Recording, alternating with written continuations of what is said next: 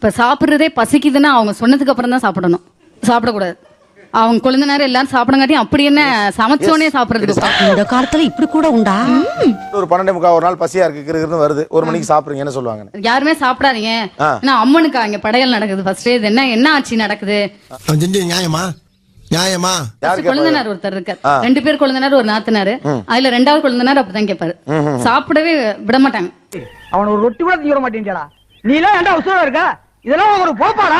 சாப்பிட்டாலே உடனே சமயத்துல நம்ம லேட்டா சாப்பிட்டா கூட அவங்க சாப்பிட்டாங்கன்னா உடனே தண்ணி எடுத்து ஊத்திடுவாங்க, குழம்புல ஏதாவது பண்ணிடுவாங்க. சண்டாளா கிராதகா காமுண்டகா இந்த மாதிரி ஏதாவது பண்ணிட்டே இருப்பேன். சாப்பிடக்கூடாது. பொண்ணுன்னா லாஸ்டா தான், மருமகள்னா லாஸ்டா தான் சாப்பிடணும். உன்னைய மாதிரி ஐயோக்கப்படல விருதே தப்புடா ரோட்ல. எங்க இருந்தோ வந்துட்டு இங்க வந்து இது பண்ணக்கூடாது, நாங்க தான் ஃபர்ஸ்ட் அப்படிங்கிற மாதிரி. ஓ, வீட்டாளுங்க ஃபர்ஸ்ட், நீங்க வெளியாள் தான்? ஆமா, நாங்க வெளியாள் தான். நான் சாப்பிட்ட மிச்சத்தை தான் அவ சாப்பிடுவா, அதனால தான் ஒதுக்கி வச்சிட்டு இருக்கேன். என்னங்க, ஒரு கரண்டி சாப்பாடு தான் இருக்கு, மிச்சம் கிச்சம் வச்சிடாதீங்க. நாய்க்கு நான் ஏற்கனவே போட்டுட்டேன். அந்த ஊர்ல நாங்க பட்ட கஷ்டம் அந்த தெருவுல உள்ள எல்லாருக்குமே தெரியும். சாப்பிட விட மாட்டாங்க, குளிக்க விட மாட்டாங்க. அவங்க எப்ப என்ன செய்ய சொல்றாங்க, காலையில சீக்கிரம் எந்திரிச்சா கூட சீக்கிரம் ஏன் எந்திரிக்கிற அப்படின்னுவாங்க. என்னடி சொல்ற? அவரு என்கிட்ட பேசிட்டு இருந்தா எங்க மாமனார் சொல்லுவாரு, டேய் பால் எடுக்க மணி ஆயிட்டு தூங்குடா, என்ன பேச்சு வேண்டி கிடக்கு, தூங்கு அப்படின்னுவாரு. என்னைக்கு நான் இந்த வீட்டுக்கு மருமகளா வந்தேனோ அன்னைக்கு என்னோட ஆசைகளுக்கு எல்லாம் சமாதி கட்டிட்டேன். என் பிள்ளை அப்படியே அழுதுட்டு கிடக்கும், நான் ஆபீஸ் போறதுக்கு பிள்ளைய பாத்துக்கோங்கன்னு சொல்லுவேன், அழுதுட்டு அப்படியே கிடக்கும். ஆனா அவங்க பிள்ளைய வந்து, அதாவது அவங்க பொண்ணோட பிள்ளைய தூக்கி வச்சிட்டு இருப்பாங்க. என் பிள்ளை அப்படியே தொடக்கூட ஆள் இல்லாம அப்படியே கிடந்துச்சு.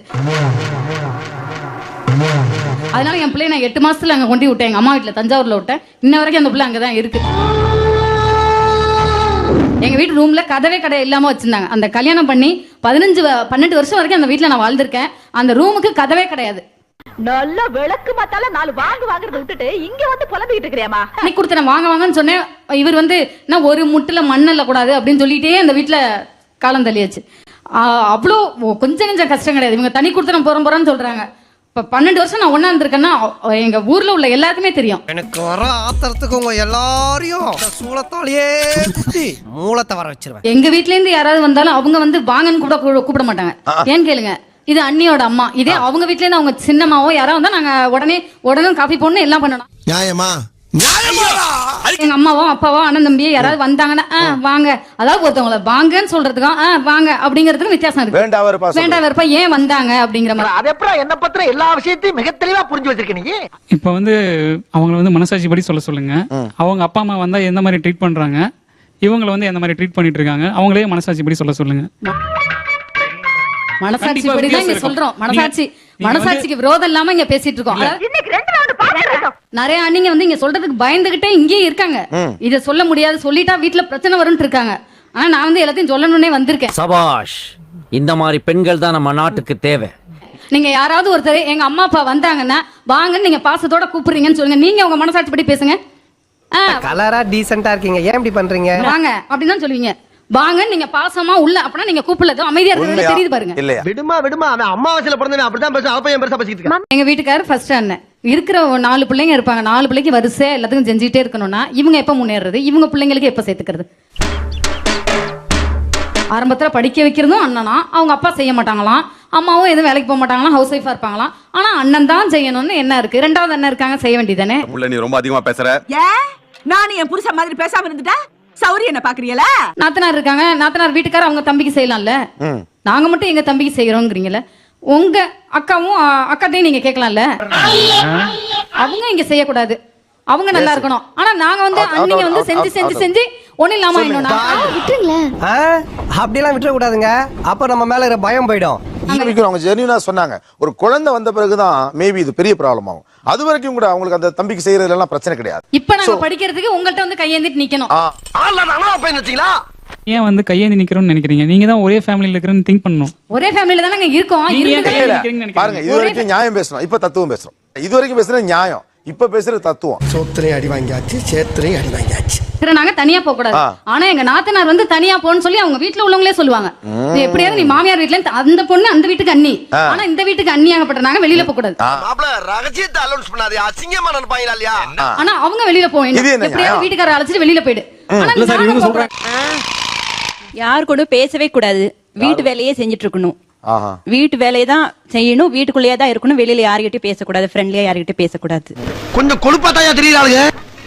எல்லாம் சாப்பிட்ட அப்புறம் தான் சாப்பிடணும், எல்லாம் தூங்குனதுக்கு அப்புறம் தான் நம்ம தூங்கணும், எல்லாம் எந்திரிக்கிறதுக்கு முன்னாடி எந்திரிச்சிடணும், உடம்பு சரியில்லைனாலும் சீக்கிரமா எந்திரிச்சிடணும், யார்கிட்டயும் பேசக்கூடாது. படுத்துற நிமிஷம்னால தாங்க முடியலையே.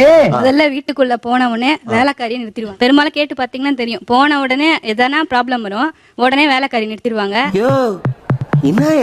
அவங்க வீட்டுல இருக்கவங்க சொல்லுவாங்க, அதான் அண்ணி தான் வந்தாச்சே அப்படின்வாங்க. அது எனக்கு சுத்தமா பிடிக்கல. நான் வீட்டு வேலைக்காரியா? எங்க வீட்ல எல்லாம் நார்மல் எப்பயும் போல காலையில 9 மணிக்கு சாப்பிட்டு மத்தியானம் அந்த மாதிரி பழக்கம் வந்துட்டு, எங்க மாமியார் வீட்ல எல்லாம் காலையில 7 மணிக்கெல்லாம் சாப்பிட்டுருவாங்க. நாத்தனாரு மாமனாரு எல்லாருமே 7 மணிக்கு சாப்பிட்டுருவாங்க. சோ அவன் வச்சிருக்கிறது வயிறா வண்ணா சாலான்னு தெரியல. ஸோ அவங்க டைம்க்கே நானும் சாப்பிடணும்னு எதிர்பார்ப்பாங்க.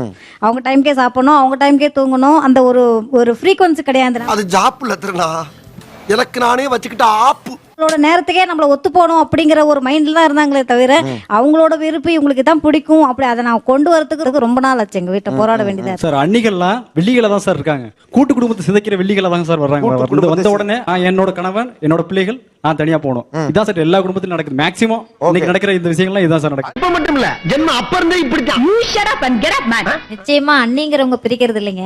அவங்க வீட்டுல மாமியார் இருக்கா பாத்தீங்களா, அவங்க வந்து தன்னுடைய பொண்ணை ஒரு மாதிரியும் வந்த பெண்ணை ஒரு மாதிரியும் ட்ரீட்மெண்ட் பண்றதுனால தான் அந்த பிரிவினே வருதே தவிர, இல்லாட்டி உண்மை அட்லீஸ்ட் ஒரு சாயங்காலம் வராப்புல வாங்க வெளியில போலாம் அப்படின்னு சொல்லிட்டு போறதுக்கு கூட அம்மாவோட பெர்மிஷன் வாங்கி தான் கூட்டின்னு போகணும் அப்படின்னு தான் நினைக்கிறாங்களே தவிர, அவனுக்கும் விருப்பம் இருக்கும். அந்த குடும்பம் நினைச்சா நாசக்கார குடும்பமாவல இருக்கு. பொண்ணு வந்து அம்மா அப்பா எல்லாரையும் விட்டுட்டு இங்க வந்திருக்காங்களே, அவளுக்கு நம்மளுக்கு கொடுக்கணும் அப்படிங்க, அவளுக்கு ஃபர்ஸ்ட் ப்ரிஃபரன்ஸ் கொடுக்கணுங்கிற அந்த எண்ணமே கிடையாது. Very good. அது எப்பறம் என்ன பத்திர எல்லா விஷயத்தையும் மிக தெளிவா புரிஞ்சு வச்சிருக்க நீ.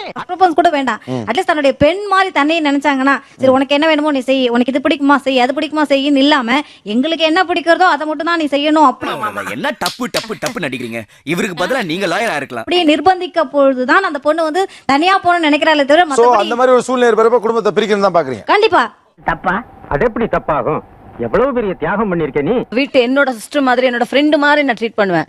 ஆனா வந்துட்டு நமக்கு நல்லா சிரிச்சு பேசிட்டு நம்ம அந்த பக்கம் போனதுக்கு அப்புறம் அண்ணாவை பார்த்தாலும் சரி தம்பியை பார்த்தாலும் சரி, அவ ரொம்ப வாயாடுறா, அவ அப்படி பண்றா, சோ அதனால வந்துட்டு அவளை நம்பாத, நீ வந்து நம்ம குடும்பத்துக்கு தான் செய்யணும் அப்படின்ற மாதிரி பேசுறாங்க. போட்டு விட்டு நீ வாழணும் நான் சாகணும். ஏடா பேசும்போது ஃப்ரெண்ட்லியா பேசும்போது எல்லாத்தையுமே நம்ம ஷேர் பண்ணி சொல்லிடுறோம். சோ நம்ம வந்து சின்ன வயசுல எப்படி இருந்தோம், இப்போ எப்படி இருக்கோம், ஃபியூச்சர் எப்படி இருக்க போறோம்ன்றதெல்லாம் நம்ம சொல்லிடுறோம். என்னடா தம்பி பொதுக்கூட்டத்துல எதிர்க்கட்சிக்காரன் பேசுற மாதிரி என்கிட்ட பேசுற? ஆனா அதையே கேட்டுட்டு சோ டேஞ்சரஸ் பார்ட்டி வாட்ட பேசாத, பிரிக்கிறதே அவங்கதான், நாங்க கிடையாது. ரொம்ப தப்பாச்சே. உங்களை பற்றி உங்கள் அண்ணனிடம் அவங்க குற்றம் சாட்டினாலும் உங்களுக்கு பெரிய பாதிப்பு இல்ல. அப்படியா? ஆனா உங்க அண்ணிய பத்தி உங்க அண்ணங்கிட்ட நீங்க அவ டேஞ்சரஸ், அவ பிரச்சனைக்குரிய குற்றம் சாட்டினா அந்த உறவுலயே விரிசல் விழும்.